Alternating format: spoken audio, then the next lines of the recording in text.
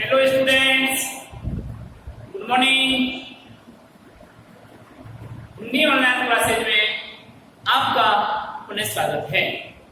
मैं भूदेव शर्मा आपको हिंदी क्षितिज में अध्याय 2 लक्ष्मण परशुराम संवाद पाठ का भावार्थ पढ़ाने जा रहा हूं। तो आप एक्टिव होकर के ध्यान से सुनिए। कवि तुलसीदास जी ने रामचरितमानस में लिखा है, लक्ष्मण परशुराम संवाद धनुष युद्ध का ये वर्णन है। और कवि ने वर्णन करते हुए जब धनुष भंग हो गया, श्री राम ने धनुष को तोड़ दिया। प्रत्यंचा चढ़ाने के लिए जब धनुष को उठाया तो प्रत्यंचा चढ़ाते समय धनुष टूट गया। धनुष की टंकार सुनते ही धनुष के संरक्षक परशुराम जी क्रोधित हुए और जनकपुरी में आकर के राजा जनक को भरा भरा कहने लगे। राजा जनक को क्यों कहने लगे? क्योंकि स्थिति के धनुष की सुरक्षा के लिए अपने मित्र जनक को उन्होंने वह धनुष सुपुर्द किया था और कहा था कि इस धनुष की सुरक्षा करते रहना, क्योंकि स्थिति का धनुष है। तो उस धनुष के टूट जाने पर परशुराम जी को दुख हुआ और क्रोध भी आया। क्रोधवश आवेग को कंट्रोल नहीं कर पा रहे थे और राजा जनक से अनन्य रूप में भला बुरा कहने लगे। इस प्रकार सभा सब बैठे हुए थे। दूर देश के आए हुए राजा महाराजा भी उस सभा में बैठे हुए थे। इस प्रकार परशुराम जी के द्वारा तिरस्कृत होते हुए कोपभाजन बनते देखकर श्री राम जी अपने परशुराम जी के द्वारा राजा जनक को कोप का भागी बनते हुए देखकर श्री राम जी अपने स्थान से खड़े हुए और वो कहने लगे। क्या कहने लगे? कि नाथ संबुधन भजनिहारा, कोई रूपी रूपी दास तुम्हारा। हे नाथ, नाथ संबुधन भजनिहारा, कोई रूपी दास तुम्हारा। आय सुखा सुन साई बोले मुनि कोई, सेवक की सोच करे सिंचाई, अरे कनी कर लड़ाई। सुनो राम जी सिंधन पूरा, सहस बाहु समसोर पुगोरा। तो परशुराम जी को क्रोध पूर्वक आवेग में देखते हुए श्री राम जी अपने स्थान से खड़े हुए और कहने लगे कि हे स्वामी, शिव जी के इस धनुष को भंजन करने वाले, शिव जी के इस धनुष को तोड़ने वाले, तो शिव जी को इस धनुष को तोड़ने वाला होए क्यों एक दास तुम्हारा। क्यों यानी कोई एक सेवक तुम्हारा हो रहा है। यानी कि हे प्रभु, हे नाथ, हे स्वामी, शिव जी के इस धनुष को तोड़ने वाला आपका कोई एक सेवक ही है। ऐसा श्री राम ने निवेदन किया और कहा कि आयसु आयसु कहा कहिए कि मोही। हे प्रभु, मुझे आज्ञा दीजिए, कहिए आपका क्या आदेश है, मुझे आज्ञा दीजिए। आयुष यानी आदेश, आज्ञा। आयसु कहा कहिए कि मोही। प्रभु आपका क्या आदेश है, क्या आज्ञा है? मुझसे क्यों नहीं कह रहे? शब्दार्थ में निकलता है। इसका अर्थ क्या करेंगे कि हे प्रभु आज्ञा दीजिए, मुझसे कहिए आपका क्या आदेश है। सुनिल साय कह मुनि कोही। कोही मुनि, कोही यानी क्रोधी, आपकी भाषा का शब्द है। ये तद्भव है और क्रोधी तत्सम है। तो क्रोधी मुनि प्रकार राम जी के वचन को सुन करके क्रोध पूर्वक बोले। साय यानी क्रोध पूर्वक बोले, यानी बोले कौन बोले? क्रोधी मुनि। कोई यानी कोई नहीं है, कोई का मतलब कोई से नहीं है, कोई का मतलब क्रोधी। क्रोधी मुनि परशुराम जी इस प्रकार राम के वचनों को सुन करके सुनी साए बोले मुनि को ही। इस प्रकार के राम के वचनों को सुन करके क्रोधी मुनि परशुराम जी क्रोध पूर्वक बोले, कहने लगे सेवक सोच करी सिवकाई, हरि करनी कर कई धराई। हे राम, सेवक तो वह होता है, हे राम, सेवक तो वह होता है जो सेवकाई करे, अर्थात सेवा का कार्य करता है। अरे सेवक, अभी हमने कहा कि हो एक दास तुम्हारा, भाई जो सेवक है यहाँ पे दास, और यहाँ बोल रहे हैं कि सेवक सो जो करे सिवकाई, हरि करनी कर करिए लड़ाई। हे राम, सेवक तो वह होता है जो सेवा युक्त कार्य को करता है। अरे आपने तो शत्रुतापूर्ण कार्य करके लड़ाई का काम कर दिया। सुनो राम जी सिंहन तोरा, आपने नहीं आएगा, यहाँ पर आएगा सेवक की सो जो करे सिवकाई, हरि करनी करी करी है लड़ाई। सेवक तो वह होता है जो सेवा युक्त कार्य को करता है। अरे उसने तो इस धनुष को तोड़कर अरे यानी शत्रुता करनी यानी कार्य को, शत्रुतापूर्ण कार्य को कर दिया है और लड़ाई का काम कर दिया है। सुनो राम जी सिंहन तोरा, सहसिवाओ सब सोर कुमोरा। परशुराम जी कहने लगे कि हे राम सुनिए, जिसने भी सिद्धि के धनुष को तोड़ा है वह स्वयं है मोरा यानी मेरा सहस्रवाव सम को सहस्रवाव के समान शत्रु है। अब वो सहस्रवाव कौन था? तो सहस्रवाव एक राजा था, और एक पुराणों में कहा जाता है कि सहस्रबाहु परशुराम जी की मौसी का बेटा था।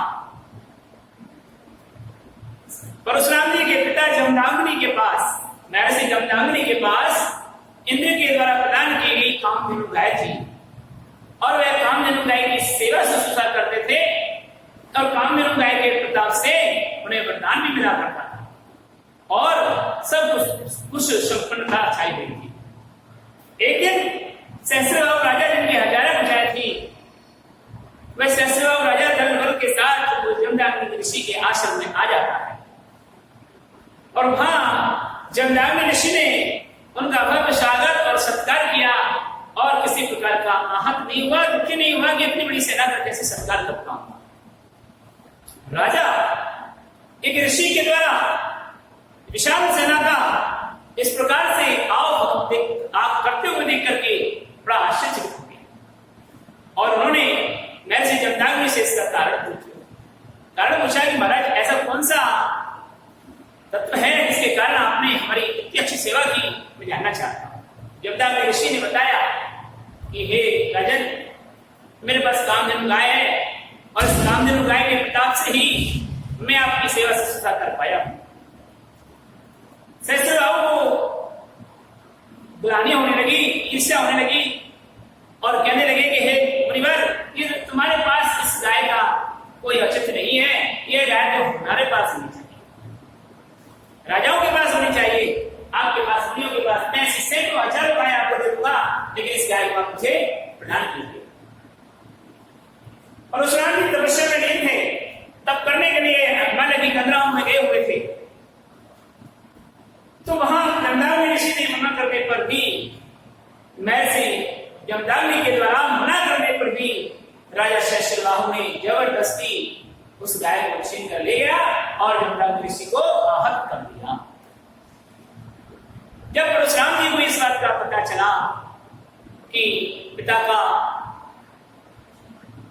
दंडी यानी पिता को परेशान करने वाला, पिता को आहत करने वाला, मृत्यु पहुंचाने वाला कौन है?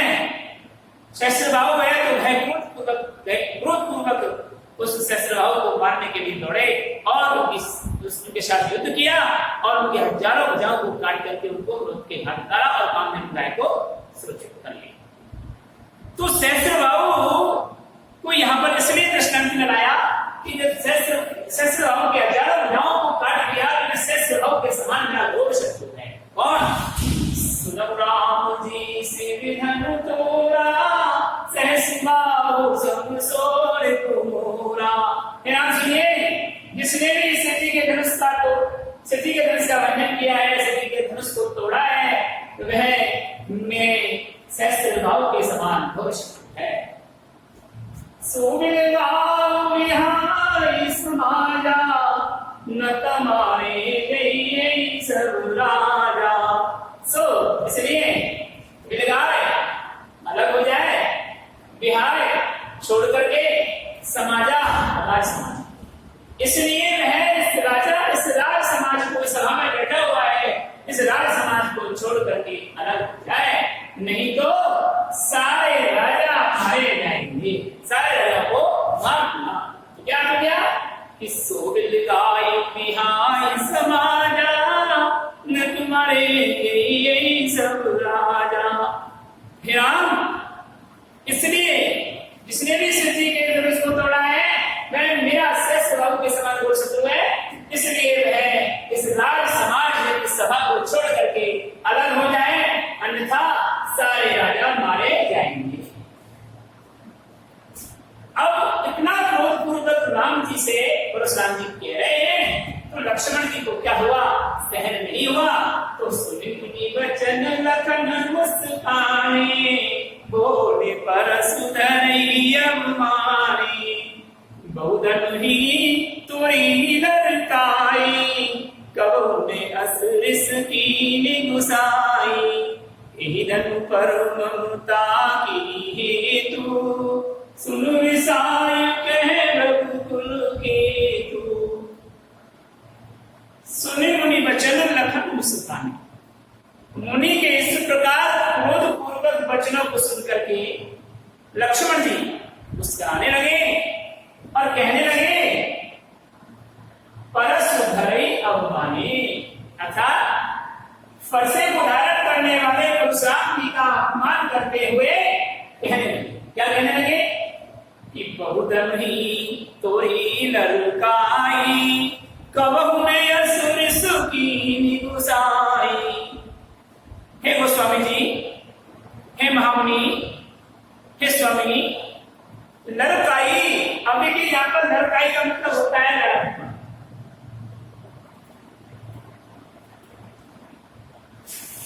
लड़काई का मतलब होता है लड़कपन, लड़कपन का मतलब होता है बचपन, युवावस्था में नहीं होकर के किशोरावस्था कहते हैं इसको। क्या कहते हैं? किशोरावस्था। और जिसको हम आजकल क्या कहते हैं? बचपन के। तो हम कई बार इसको बचपन में निकाल लेते हैं, कई बार युवावस्था लगाते हैं तो युवावस्था में बुरा लगे, मैं तो बचपन भी नहीं लगाना चाहिए। किशोरावस्था बच्चा होता है, बचपन किशोर होता है, और विवाह और बचपन के बीच की अवस्था, उसको लड़कपन कहते हैं। तो यहाँ पर अलग अलग अर्थ निकालना है, बचपन भी कहा है, किशोर अवस्था भी कहा है और विवाहावस्था भी कहा है। तो हम यहाँ पर देखिए क्या लगा सकते कि लक्ष्मण जी परशुराम जी के इस प्रकार वचनों को सुनकर के मुस्कुराने लगे और हर्षे को धारण करने वाले में परशुराम का अपमान करते हुए बोले, अभिमाने है अपमान करते हुए, घमंड दूर करने की इच्छा है, अपमान करते हुए, बहुधन ही तुरी ललकाई, कबहु ने असुरिस कीनि गुसाई। हे गोस्वामी जी, हमने बचपन में बहुत सी छोटी छोटी धनुषियों को तोड़ दिया था, लेकिन हे गोस्वामी जी, कभी भी इस प्रकार का किसी ने क्रोध नहीं किया। एहि धनु पर ममता की हेतु, सुनु विसाय कह रघुकुल केतु। हे मुनिवर, इसी धनुष पर आपका ऐसा कौन सी ममता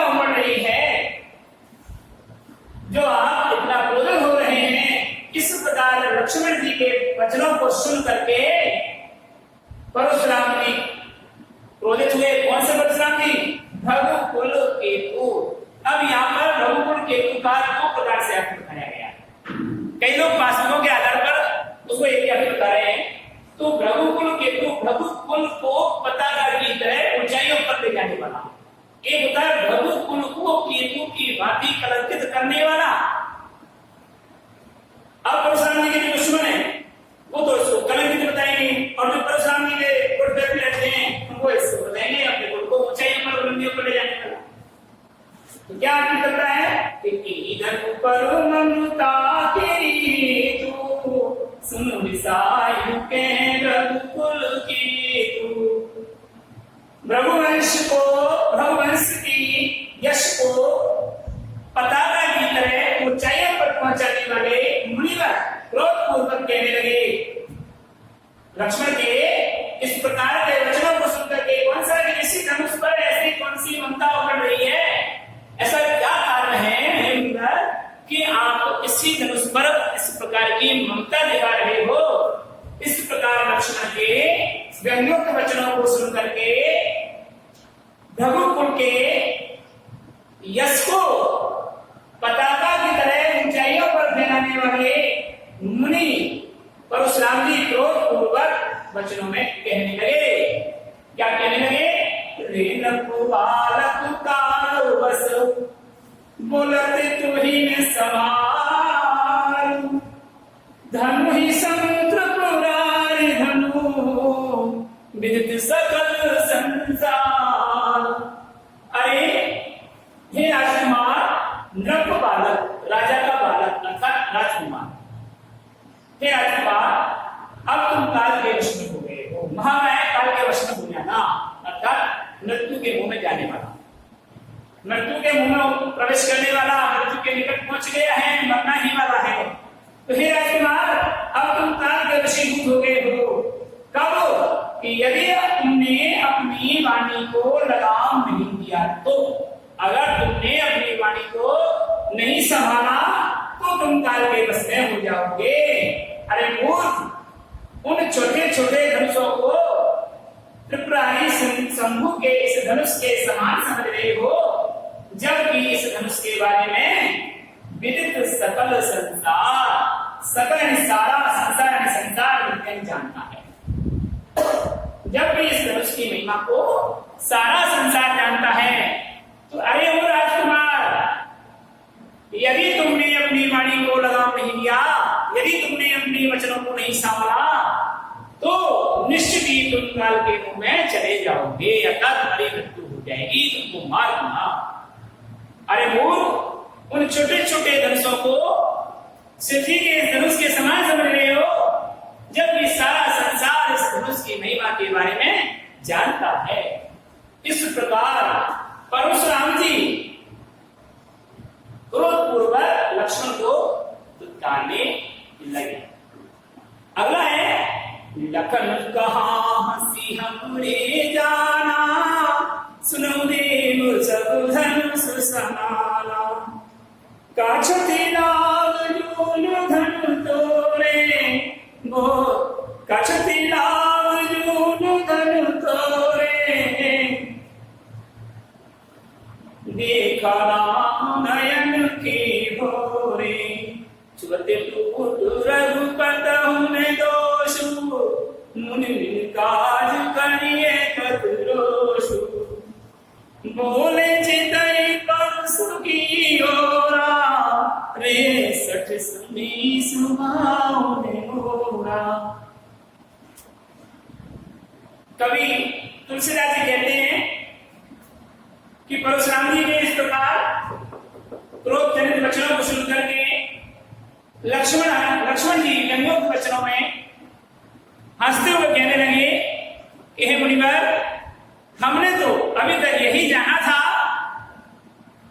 कि स्वामी, हमने तो अभी तक यही जाना था कि सभी धनुष समान होते हैं। काछती लाभ जून धनु तोरे, काय ने क्या? क्षति यानी हानि, लाभ यानी लाभ, जून धनु तोरे, जून यानी पूरा जो पुराना धनुष टूट गया तो इसमें कौन सा हानि लाभ हो गया, कौन सा नफा नुकसान हो गया। हम कोई व्यापार करते हैं तो हानि लाभ देखते हैं, उसमें कितना घाटा गया, कितना हमको लाभ होगा, कितना फायदा। तो लक्ष्मण जी व्यंग वचनों में परशुराम जी को आहत करते हुए कहते हैं कि हे मुनिवर, हमने तो सभी धनुषों को समान समझा था, समान जाना है, और यदि एक पुराना धनुष टूट गया तो इसमें कौन सा हानि लाभ हो गया।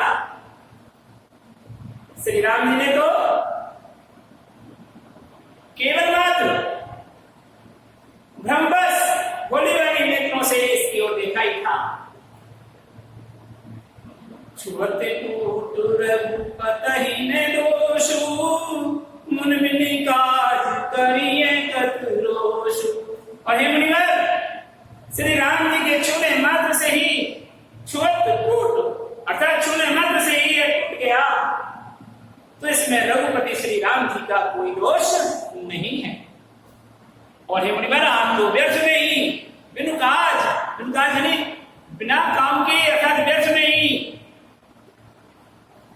करिए कतरोषु, क्यों क्रोध कर रहे? हे मुनिवर, आप तो व्यर्थ में ही क्यों क्रोध कर रहे? छुअत टूट रघुपति ने दोषु, छूने मात्र से ही यह पुराना धनुष श्री राम जी के छूने मात्र से ही टूट गया, तो इसमें राम जी का कोई दोष नहीं। हे मुनिवर, आप तो व्यर्थ में ही बिना कारण के ही इतना क्रोध कर रहे हो।